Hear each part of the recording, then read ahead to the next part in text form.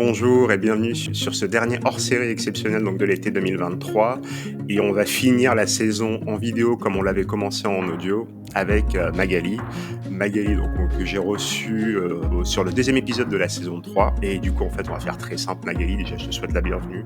Et je vais te laisser te présenter pour celles et ceux qui ne te connaissent pas. Bonjour Alim, bonjour à tous, merci beaucoup pour l'invitation. Alors moi, du coup, je m'appelle Magali Desmith, je suis originaire du nord de la France. Initialement, en fait, pour reprendre un petit peu mon parcours, parce que ça peut être intéressant de voir un petit peu le cheminement, je suis consultante de carrière depuis 2009. En parallèle de ça, en fait, j'ai pas mal voyagé. J'ai vécu aux États-Unis et en Australie, et c'était la fin de mes visas, et donc j'ai été amenée à vivre ce fameux retour en France, que quand on part, on n'y pense pas toujours. Et en fait, c'est à la suite de mon troisième retour que j'ai créé l'entreprise Voyage Emploi Retour en France.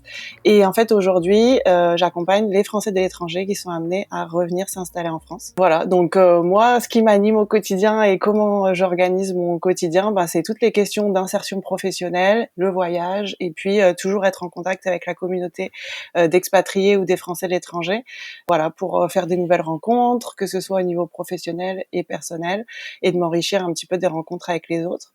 Et peut-être quelques mots sur aujourd'hui, ma situation. Je sais pas si je peux dire que je suis nomade, mais en tout cas, depuis que j'ai créé l'entreprise, en fait, ce qui m'a motivée à lancer cette entreprise, c'est de pouvoir voyager et travailler plus facilement et d'être libre. Et donc aujourd'hui, c'est ce que je fais. Voilà, je pense que j'ai résumé un petit peu mon parcours et qui je suis. Merci. Est-ce que tu peux nous raconter ton parcours depuis l'enregistrement du podcast ? Alors, mon parcours depuis qu'on a enregistré le podcast. Donc, en fait, ce qui s'est passé juste un petit peu après ça, c'est que j'ai testé la vie de nomade. Donc, c'était cool parce que enfin, en fait, quand j'ai créé l'entreprise, c'était juste avant Covid. Et en fait, moi, j'avais lancé l'entreprise pour ça et on est tous restés bloqués à la maison. Donc, j'ai pas pu concrétiser ça. Sauf que c'était pas plus mal, en fait, avec le recul parce que ça m'a permis de dédier, en fait, tout mon temps pendant le Covid à lancer mon entreprise, stabiliser mon entreprise. Donc au final, c'est pas plus mal que ce soit passé comme ça. Et donc finalement, enfin c'est arrivé. J'ai testé la vie de nomade, donc je suis partie au Portugal. Et puis après, là il y a quelques mois, je suis partie en Australie. Donc ça m'a permis enfin de tester un petit peu cette vie de voyager et travailler qu'on idéalise tous, je pense. Donc j'ai pu faire ça, un bon truc de cocher dans la vie d'entrepreneur et dans les objectifs que j'avais. Et puis on a eu l'occasion de se rencontrer aussi, nous. C'est ce que j'allais dire. Quand j'étais au Portugal, donc je trouvais que c'était plutôt chouette. T'es l'une des rares personnes du podcast que j'ai rencontrées. Vraiment, non mais en fait, c'est... Après, le propre du podcast, c'est de rencontrer les gens qui sont à travers le monde. Donc après, c'est hyper compliqué d'aller à la rencontre de tout le monde. Mais bon, on a réussi à le faire, donc plutôt chouette. Ouais, mais ça s'est fait naturellement en plus. Si je vais au Portugal, ok, moi j'y serai. On prend un verre. Mais ça a été tellement fluide. Et après, c'est vraiment ce que j'avais à cœur aussi quand j'ai eu cette idée d'entreprise, c'était de me dire, en fait, moi, je vais pouvoir voyager, bouger, et c'est ce que j'ai fait en Australie quand j'y suis allée, c'est que j'ai aussi pris le temps de rencontrer des personnes que j'accompagne. Donc, je trouve que cet aspect-là, il est quand même assez chouette de mon activité qui me permet d'allier les deux. Pour revenir sur la question que tu m'as posée, pour donner une idée, depuis janvier de 2023, j'ai accompagné 60 personnes. 60 personnes.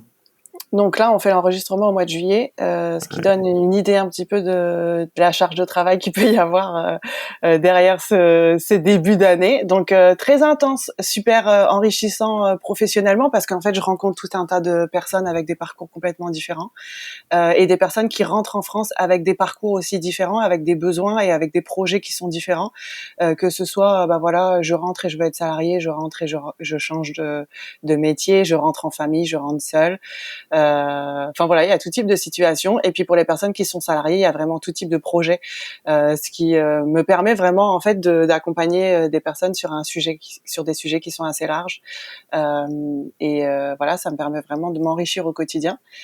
Au-delà de ça, on a créé un événement auquel tu as participé au début de l'année. Ouais. Donc en janvier 2023, en fait, j'ai organisé un événement sur plusieurs jours qui permettait en fait de donner la parole à 8 à 10 personnes, je sais plus exactement, qui en fait venaient témoigner de leur expérience de retour en France. Peu importe la situation, mais en fait l'idée c'était de venir partager vos expériences, et toi tu l'as fait, pour inspirer toutes ces personnes qui prévoient de rentrer en France mais qui ne savent pas vraiment comment faire, comment mener à bien leur projet. Donc merci encore d'avoir participé. Mais je t'en prie, c'était un plaisir. C'était chouette de pouvoir avoir ton retour d'expérience, de voir un petit peu comment toi t'avais cheminé entre la France et l'étranger, parce que du coup dans ta situation finalement il n'y avait pas de retour en France, mais il y avait des retours et des départs et des retours et des départs. Et toujours des questionnements au moment où on enregistre. Enfin, un jour, faut que je me pose quelque part. Mais c'est ça, et c'est ça qui est chouette, c'est de voir que chaque situation est différente et qu'on peut trouver des solutions aussi en fonction de ses projets et de ses besoins. Voilà. Et puis un autre accomplissement que j'ai pu mettre en place, c'est une idée que j'avais en tête depuis longtemps. Et moi, même si je travaille à distance, moi ce que j'aime c'est les connexions. J'aime bien rencontrer les gens. Et donc le week-end dernier, j'ai enfin concrétisé un projet que j'avais en tête depuis longtemps. Et donc j'ai en fait organisé une rencontre à Paris avec toutes les personnes que j'ai accompagnées. Donc bien évidemment en ce moment il y a encore des personnes qui sont à l'étranger qui ne sont pas encore rentrées, ou il y a des gens qui sont un petit peu partout en France, donc tout le monde n'a pas pu assister, mais c'était vraiment chouette de se retrouver dans un cadre. Il y a eu combien de personnes? Parce que honnêtement moi je devais y passer, et en fait je descendais de Bruxelles et je me suis senti tellement lâche. On était une quinzaine de personnes. Donc il y avait des personnes qui venaient juste d'arriver du Canada, qui avaient atterri le matin même. Il y avait une famille qui venait juste d'arriver quelques jours avant de République dominicaine. Il y avait une personne qui était là de Suisse. Et puis après il y avait des personnes qui étaient installées depuis quelques semaines ou quelques mois à Paris ou dans les environs. Puisque je pense à certaines personnes qui ont fait le déplacement depuis d'autres villes en France, donc je trouve ça chouette de pouvoir enfin se rencontrer, même si pour certains, par exemple, j'avais fait l'accompagnement il y a 2 ans presque. On a toujours gardé le lien, parce que je trouve que ce qui est important, c'est qu'on puisse continuer d'échanger au-delà de ces accompagnements qui existent et qui sont faits. Moi, ce que j'aime bien, c'est voir un petit peu comment les personnes évoluent, comment leur situation, ce qu'ils arrivent à mettre en place dans l'après aussi. Donc voilà, c'était chouette de pouvoir faire tout ça en vrai, de se retrouver dans un moment convivial, détente, et puis que les personnes aient l'occasion aussi de se rencontrer, parce que l'idée c'était pas que moi là-dedans, c'était surtout que les gens puissent se retrouver, échanger, se partager les bons conseils, et puis s'entraider, et puis être dans une dynamique de réseau pour la suite, que ce soit pour du pro ou du perso. Comment t'as vécu le passage sur le podcast? Alors comme je te disais juste avant qu'on lance l'enregistrement, il y a toujours un petit peu d'appréhension, même si j'en fais parfois des enregistrements de podcast, et j'ai beaucoup de gratitude sur le fait qu'on me sollicite, tu vois, pour partager mon histoire ou partager mes conseils. Je trouve que c'est vraiment chouette. C'est pas toujours un exercice facile, mais je suis ravie à chaque fois, même s'il y a des appréhensions, de sauter le pas, de le faire, et puis de m'améliorer au fur et à mesure des fois où on me les demande. Je trouve que c'est chouette. Mais c'est ce que je dis, on panique tous, on a tous de l'appréhension, et on a tous de la boulette du fait que tu te répètes 15 fois, dès les moments où tu oublies les mots. Il y a un truc que j'adore en fait en enregistrant les podcasts, c'est les gens qui ont vécu à l'étranger, où il y a un truc qui s'opère, qui est fantastique, c'est qu'ils inventent des mots. Ouais. Et le pire, c'est que tu les comprends. C'est que tu comprends le sens du mot qui vient d'être inventé. Et j'ai une invitée, Florence, qui se reconnaîtra, qui me dit, elle fait, j'assume entièrement d'être la Jean-Claude Van Damme du podcast. Écoute, tu vois, moi, mon travail quand j'accompagne les personnes pour la recherche d'emploi, c'est justement de faire attention. On a, le vocabulaire étranger qu'on utilise, il y a le vocabulaire français qu'on utilise à l'étranger. Et attention, quand on rentre en France, on dit pas n'importe quoi aux recruteurs. Et moi, je fais tout ce travail justement de mettre à jour tout ce vocabulaire français qu'on a peut-être oublié pendant ces 10 dernières années, qui vont être adaptés au marché de l'emploi. Ça paraît être un détail, mais c'est vraiment important, parce que qu'est-ce que je vais mettre dans mes candidatures, qu'est-ce que je vais dire en entretien, tout ça, c'est... Mais des fois, tu le vois, moi, des fois, il y a pas si longtemps que ça, il y a une personne qui a partagé un podcast, elle a mis une phrase. Tout le monde trouvait ça mignon, naturel. Et en fait, moi, la phrase, elle m'a perturbé. Parce que tu l'apprends, étymologiquement parlant, la phrase m'a perturbé. Et tout le monde trouvait ça, limite cute. Et en fait, tu te rends compte que, ayant vécu à l'étranger, et du coup, tu sais, des fois, tu réapprends des mots, l'origine des mots, hein, parce que, pour une digression, j'ai rencontré Adélaïde, que j'ai eu sur le podcast. Son mari est prof de bio. Et le fameux duodénum. En Turquie, ils appellent ça l'intestin à 12 doigts. Et tu te rends compte que c'est logique. Parce que ça fait la taille de 12 doigts, machin. Et même lui, prof de bio, tu sais, ça l'avait perturbé. Et donc, du coup, il y a des mots, comment dire, il y a des mots que tu utilises à l'étranger, que tu utilises pas en France. Et quand tu reviens en France et tu redécouvres l'origine réelle du mot, quoi. Et donc, du coup, non, il y avait eu cette phrase et tout le monde trouvait ça mignon. Mais moi, je te promets, ça m'a perturbé sur la journée, quoi. C'est dans ma tête, c'est tu peux pas mettre ça. Ça va être super mal interprété. Et je me rends compte que j'étais le seul à super mal interpréter la phrase. Donc à la fin, je me dis, écoute, c'est pas grave. Mais tu sais, moi, je me souviens quand je suis rentrée, des fois, je disais des expressions à mes sœurs. Elles me disaient, mais cette expression-là, elle n'existe pas, Mag, ou c'est pas le bon mot, en fait, que t'as dit. Ok. Du coup, je disais, ok, ben, surtout, reprends-moi, que je redise pas des conneries aux gens, tu vois.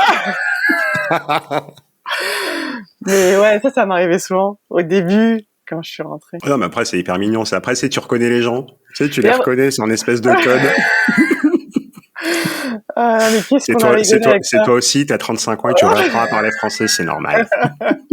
Non. Mais du coup, non, ouais, c'est ce qu'on dit, ouais, l'appréhension. Ouais, mais l'appréhension, c'est pas bien grave. La raison aussi pour laquelle je t'invite sur le podcast, c'est qu'on fait toi et moi, on a un job qui est complètement à l'opposé. Moi, j'aide les gens à partir, toi, tu les aides à revenir. Donc, à un moment donné, il va falloir qu'on bosse ensemble. C'est offrir un paquet, c'est tu pars, mais tu reviendras un jour, t'inquiète pas. Du coup, c'est les fameuses questions quelles sont les questions qui reviennent le plus souvent dans les demandes d'accompagnement? Alors, les questions, par exemple, il y en a une, c'est souvent à quel moment je dois commencer à me préparer. Donc, moi, je distingue deux choses dans la préparation. C'est la préparation soit pour le retour en France, donc l'aspect global du retour en France. Et moi, ma thématique, et c'est ce que j'ai mentionné tout à l'heure, c'est ma spécialité, c'est la carrière. En fait, c'est ce que je fais depuis longtemps, c'est mon travail depuis toujours. Et donc, il y a vraiment cette préparation pour la poursuite de carrière en France. Donc, pour moi, ça c'est deux choses différentes. Et il y a vraiment deux préparations qui sont complètement différentes. Et donc, pour la préparation, je vais donner des réponses un petit peu générales, même si du coup, c'est à adapter en fonction de la situation de chacun.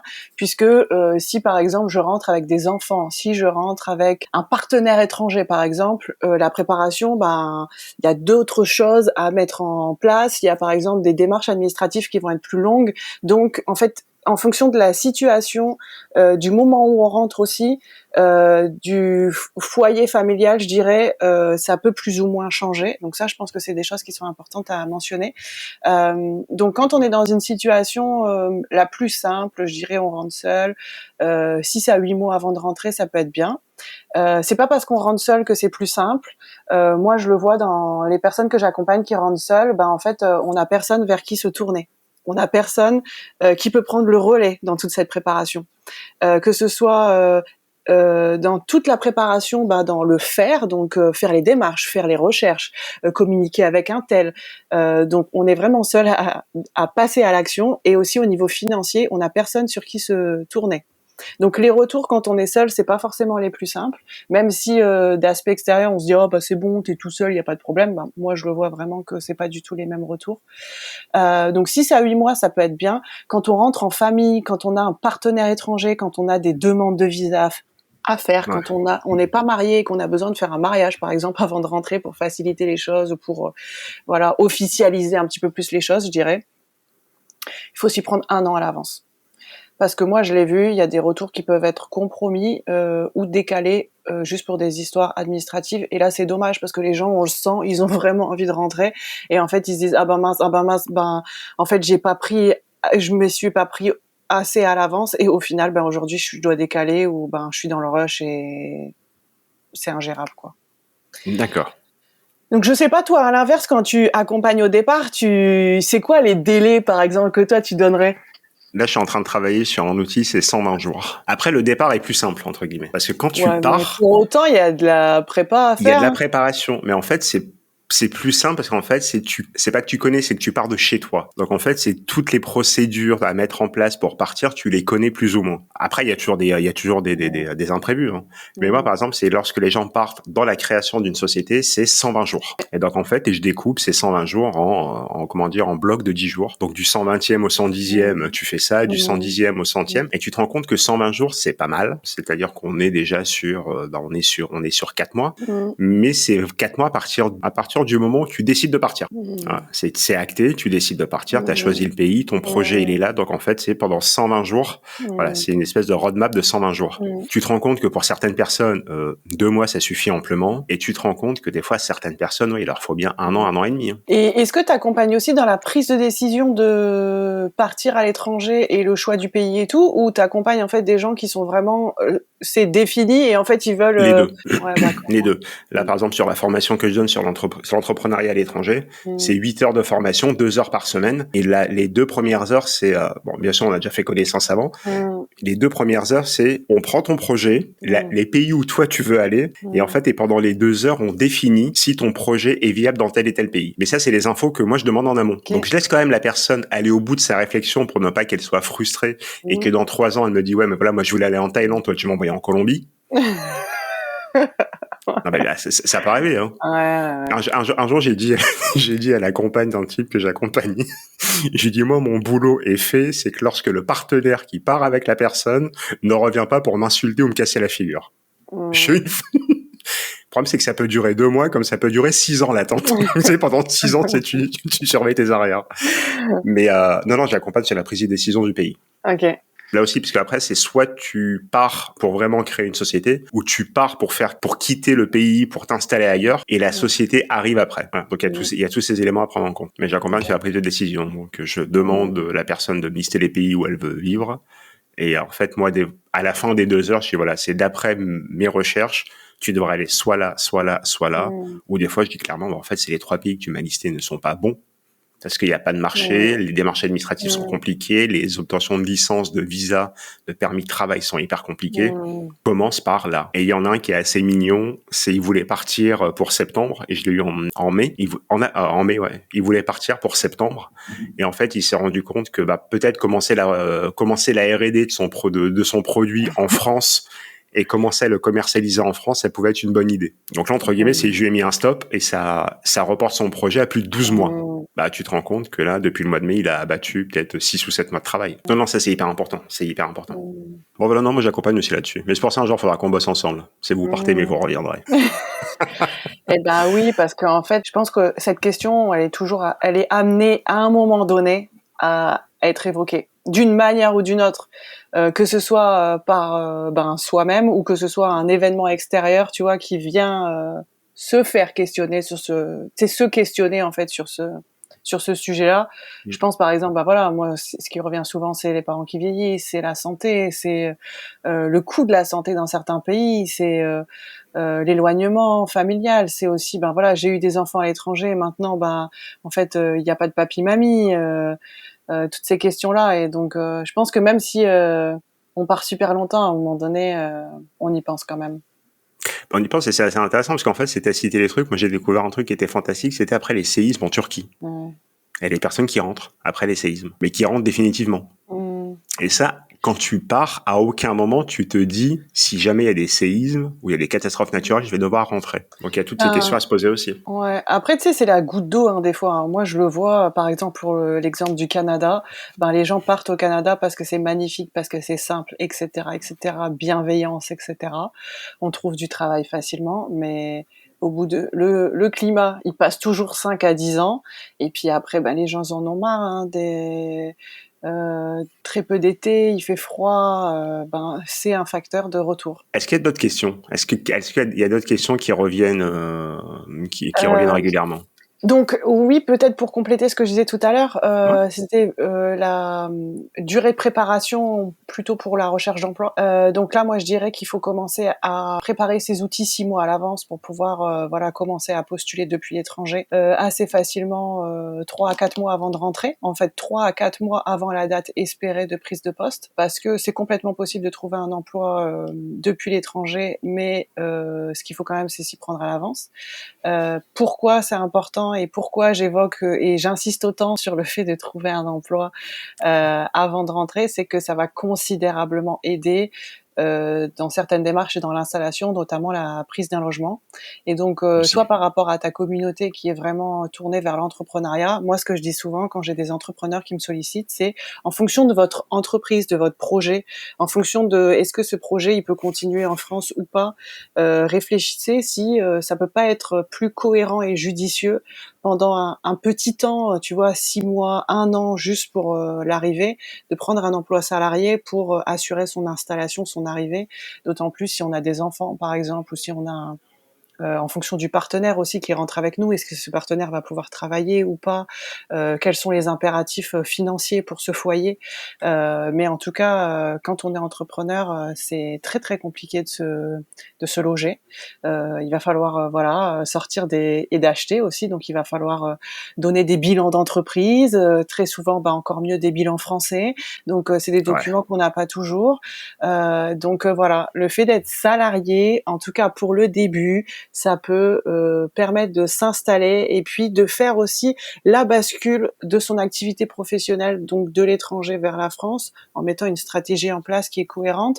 Et voilà, on le sait des fois, quand on doit euh, donner un nouveau tournant à son entreprise ou réfléchir à un nouveau marché, etc. En fait, des fois, ça prend du temps. Donc, c'est pas déconnant d'être salarié peut-être au début pour faire la transition avec son activité entrepreneuriale, de manière à la stabiliser et puis après arrêter son salariat pour continuer à 100% sur son activité d'entreprise. Même si je mentionne, ce qui est quand même important, c'est de faire attention à vos contrats quand on est salarié. On peut pas toujours être entrepreneur en parallèle. Il y a des clauses aussi, donc faites bien attention à ça. Mais pour certaines situations, ça pourra sans doute aider. Donc je sais pas, peut-être que toi tu veux rebondir là-dessus aussi. Peut-être t'as des conseils à apporter. Là-dessus, moi, déjà, comment dire, ce que je dis aux gens qui sont en train de créer une entreprise, c'est créer votre société, créer votre projet, commencer à le vendre, trouver des clients après quitter votre job. Parce que ceux qui se lèvent le matin, le lundi matin, en disant, voilà, je vais éviter le burn-out, je Mmh. plaque tout, je vais Mmh. monter ma boîte et on verra comment ça se passe dans 6 mois. Notamment, tu les récupères 6 mois plus tard dans un état. Alors, le burn-out à côté, c'est génial. Le burn-out, c'est presque des vacances. Il faut cette transition. En France, être entrepreneur, c'est génial. Sauf que niveau administratif, trouver un appart, acheter quand t'es entrepreneur ou à la tête de ta société, c'est une bataille. C'est une bataille, mais qui peut durer. Mais alors là, c'est Et je pense désespérant des fois. Je pense que c'est ce qu'on perd aussi, tu sais, en tant que Français qui vit à l'étranger depuis des années. En fait, on s'est tellement ouvert au monde et on s'est tellement adapté à la culture dans laquelle on est, dans notre pays d'accueil, où on se dit, en fait, ici, c'est facile, je vais rentrer en France, ça va être pareil. Sauf qu'en fait, c'est ça la réalité, c'est qu'on revient dans son pays d'avant. Mm. Et là où on a grandi, où on se dit, c'est chez soi, mais en fait, on a perdu tous ces petits détails, mais qui sont tellement importants dans une installation, notamment dans une installation de famille, quand on revient et que en fait on se dit oulala, en fait je me rends compte que mon entreprise elle est à l'étranger, que j'ai des revenus qui sont très confortables à l'étranger, mais C'est ça. dans un pays où ça fonctionne très bien. Et au final en France, ça me donne droit à des logements qui sont minuscules parce que j'ai peut-être pas assez d'argent ou autre, tu vois. Et moi, c'est vrai que c'est ça que je fais dans ma communauté, sur les réseaux sociaux, dans mes accompagnements. C'est tout ça que je sensibilise sur ça, sur en fait, vous allez rentrer en France, mais voilà, ce qui vous attend, c'est ça.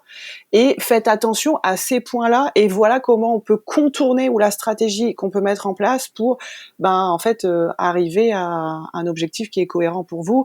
Et puis à une situation de retour en France qui est, voilà, confortable, quoi. Et surtout, comment dire, c'est éviter, non, peut-être pas le burn-out, mais c'est quoi? C'est le bore-out. Comment dire, le fait d'être, non, mais comment dire, le fait d'être complètement, d'être oppressé chez soi, c'est-à-dire pas de boulot, pas de contact, pas de vie sociale, parce que là aussi c'est hyper important quand tu reviens en France, c'est de retrouver ta vie sociale. C'est pas le truc le plus marrant.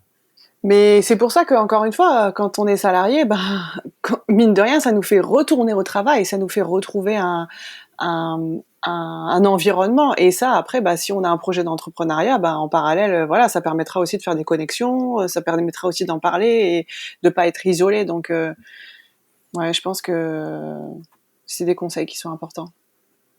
Est-ce qu'il y a une dernière question qu'on te pose? Une ou deux ou Alors, attends, je reprends la liste que je t'ai envoyée. Parce qu'il y en a tellement, je sais pas laquelle choisir, donc je te laisse. Ouais, donc très souvent, ça c'est une question qui revient, c'est j'ai une entreprise à l'étranger et j'ai envie de rentrer en France et de poursuivre en fait mon activité professionnelle de cette entreprise que j'ai à l'étranger. Donc je suis pas experte du tout sur le sujet, mais ce que je veux quand même sensibiliser sur faites attention en fait aux impacts fiscaux qu'il va y avoir, à savoir ben si je vis en France et que je travaille en fait pour une entreprise qui est domiciliée à l'étranger, ben en fait déjà vous n'allez pas avoir droit à la sécurité sociale française. Donc ben tous vos remboursements de santé vous les aurez pas. Donc faut vraiment réfléchir à est-ce que cette entreprise je peux la et ça c'est sans doute des choses que toi tu fais. Hein. Est-ce que cette entreprise j'ai besoin de la transférer en France ou est-ce que j'ai besoin de la fermer à l'étranger, de la réouvrir en France ou comment je mets qu'est-ce que je mets en place derrière ça et idem ouais. Vas-y. C'est assez marrant, c'est juste le sujet de l'article que je sors en fin de matinée tout à l'heure. Ok. Entreprendre à l'étranger depuis la France. Bon, ben, tu vois. Mais vraiment, je te citerai à la fin, je te ferai un petit coucou. Et Tu sens en mode, tu sais, on est synchro, voilà. Mais ouais, je pense que les impacts fiscaux, alors ça c'est pareil, ben on n'a pas toujours conscience, mais c'est quand même quelque chose qui est important de voilà, je vais avoir des revenus dans tel pays, je vais être dans un autre pays, où est-ce que je fais ma déclaration, ce à quoi j'ai besoin de faire attention, comment je vais optimiser tout ça. Donc n'hésitez pas à vous entourer en fait de personnes dont c'est le métier, un fiscaliste, un comptable ou Alim d'ailleurs, qui va pouvoir voilà éclaircir sur ces sujets-là, vous guider sur une stratégie cohérente par rapport à cette entreprise et de manière à faire ça, bah voilà dans les règles et pas avoir de mauvaises surprises d'ici 3, 6 mois, 1 an. Oh j'ai reçu un courrier pas très chouette. Donc ben voilà, allez lire l'article d'Alim.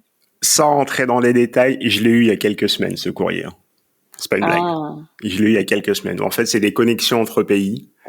Et en fait, bah, le problème, c'est que je bouge tellement et des activités à gauche, à droite, qu'à un moment donné, je pense que j'ai dû allumer plusieurs feux rouges. Et j'ai reçu une notification qui m'a dit, en gros, c'est tu vas avoir des problèmes. Donc, je pense qu'en 48 heures, j'ai dû gérer le fisc avec 3 pays différents. C'est ça, donc je pense qu'il y a plein de choses qu'on peut mettre en place et anticiper ça, et c'est sans doute ce que tu expliques dans ton article, mais renseignez-vous avant de mettre en place tout ça, parce que c'est quand même des sujets qui sont importants. Et après, sans parler de création d'entreprise, la fiscalité au moment du retour, ben voilà, j'ai une déclaration de revenus à faire dans un pays, j'ai une déclaration de revenus à faire dans un autre pays sur la même année. Qu'est-ce que je fais? J'ai vendu un bien IMO à l'étranger. Qu'est-ce que je fais de tout ça? Enfin voilà. Donc moi, j'ai des partenaires autour de moi qui répondent à tous ces sujets-là. Donc voilà, s'il y a des questions à ce sujet, en tout cas, moi, je serais ravie de pouvoir vous aiguiller et y répondre. Et lire le guide que tu as diffusé. Ouais, qui est gratuit. Ouais. Non, parce que comment dire, c'est que je l'ai téléchargé, donc tu as dû recevoir le mail. Ouais, j'ai vu. Oh non, mais j'ai téléchargé, puis j'ai commencé à lire dans le train, c'est intéressant. Ça, c'est vachement pas con. C'est là qui me dit, j'avais pas pensé à ça. Si tu fais des screenshots et tu l'envoies à tes clients. Ben franchement, ce livret c'est 30 pages, mais et c'est comme quand je fais un webinaire. En fait, il y a tellement de choses à dire que c'est toujours, j'essaye de faire au mieux, au plus concis, au plus clair. Mais voilà, n'hésitez pas à rejoindre la communauté. Il y a tout ce qu'il faut sur les réseaux. Et puis moi, je suis là en plus s'il y a besoin. Et du coup, la dernière question. Tu sais, j'ai coutume de demander quel conseil donnerais-tu à une personne qui souhaite entreprendre à l'étranger. Tu m'as donné le tien en début d'année, puis là, je pense que hier, j'ai enregistré le 58e épisode, donc je pense que je peux faire un concentré d'au moins 50 conseils, je peux t'en faire même un livret. Non, la question, elle est toute autre. Avec toi, donc on clôture la série des vidéos de l'été, donc et à partir donc du mois de septembre, donc lorsque ça sera diffusé donc dans quelques jours, on attaque la saison 4. Et la saison 4, en fait, moi je l'avais un peu différent, donc il y aura un peu plus de vidéos déjà, parce qu'apparemment ça marche mieux. Okay. Tu vois, le podcast marche mieux, c'est quand on voit ta tête. Okay. J'ai encore du mal avec ça, mais faut que ça. L'audio marche mieux avec le visuel, tu sais pourquoi pas. Et en fait, la question que je pose, c'est quel invité me conseillerais-tu pour la saison 4 ? Alors, moi, j'aimerais te proposer d'interviewer Myrtille. Myrtille faisait partie du mois de janvier, ouais. Je m'en souviens.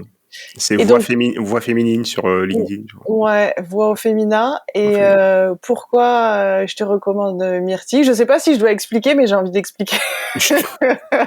Écoute, principe du direct. Principe Euh, direct, le micro est libre, donc. alors, en fait, Myrtille, elle a été expatriée pendant très longtemps au Brésil et en Allemagne. Et en fait, elle m'a sollicité pour l'aider dans son retour en France. Donc moi, je l'ai accompagnée dans la concrétisation de son projet de retour en France, de l'Allemagne vers la France. Et en fait, elle était entrepreneur. Je sais pas depuis combien de temps elle est entrepreneur, mais elle était entrepreneur à l'étranger. Et en fait, j'ai comme l'impression que donc elle est rentrée en France. Ouais. Aujourd'hui, elle poursuit son activité entrepreneuriale, mais je pense qu'elle a dû faire un peu tu sais, recadrer un petit peu son activité par rapport à la France, par rapport au territoire où elle s'est installée. Et je pense que ça peut être intéressant de la questionner et d'avoir son retour d'expérience justement sur, voilà, j'avais mon entreprise à l'étranger, je me suis réinstallée en France, comment en fait j'ai réussi à rebondir avec mon activité professionnelle en France après X années à l'étranger. Je pense qu'elle a réussi à mettre en place plein de choses. En tout cas, c'est super inspirant à voir tout ce qu'elle met en place sur les réseaux sociaux et tout ce que, bah voilà, quand on communique, parce que je garde contact avec elle régulièrement. Et je trouve que c'est vraiment chouette. Donc, je pense que ça peut être un témoignage intéressant de Myrtille. Et je trouve que son activité, j'en dis pas plus, mais je trouve que son Non, mais activité est chouette aussi. j'avais suivi son intervention, pas en entier, parce que je me rappelle si j'étais en déplacement. Bah, moi, j'avais même enregistré depuis Bruxelles à ce moment-là. Ouais. Et j'avais suivi une partie de son intervention. Non, mais du coup, avec plaisir, écoute, j'irai l'embêter. Ouais. J'irai l'embêter de ta part. Je pense qu'elle sera ravie de faire ça et de partager son histoire. Je pense qu'elle a un parcours qui est intéressant et elle est maman et voilà. Enfin, il y a d'autres des petites choses à prendre en compte. Voilà. Bah, Magali, merci. Merci à toi. Merci d'avoir quasi ouvert le bal sur la saison 3 et de l'avoir clôturé. Donc là, comment dire, la boucle est bouclée pour la saison 3. Je suis assez content, je dois avouer. Que te souhaiter pour septembre? Plein d'accompagnements, une nouvelle rencontre et un nouveau voyage. Et un prochain événement. Et surtout un prochain événement. Ouais. Et puis peut-être une rencontre à Paris si jamais t'es de passage, avec plaisir. Avec plaisir. Mais j'ai vu le groupe WhatsApp, faudrait que je m'organise. J'ai adoré quand j'ai vu le groupe WhatsApp popper. Non, je me suis dit, c'est génial, le podcast est tourné vers l'étranger, tu commences à avoir des groupes WhatsApp régionaux en France. C'est des cellules d'invités qui sont cool, c'est génial. Non, mais genre, il faudrait s'organiser avec Manon et Khadija dans le Nord. Avec plaisir. Pareil, écoute, c'était un plaisir. Je te dis, du coup, bon été, bonne fin d'été, bonne fin de vacances si t'en prends. Et surtout, à bientôt. Merci. Et merci à toutes et à tous d'être restés jusqu'à la fin de cet épisode. Je vous dis, bon fin de mois d'août et à la rentrée dans quelques jours. Ciao tout le monde. À bientôt. Ciao, ciao.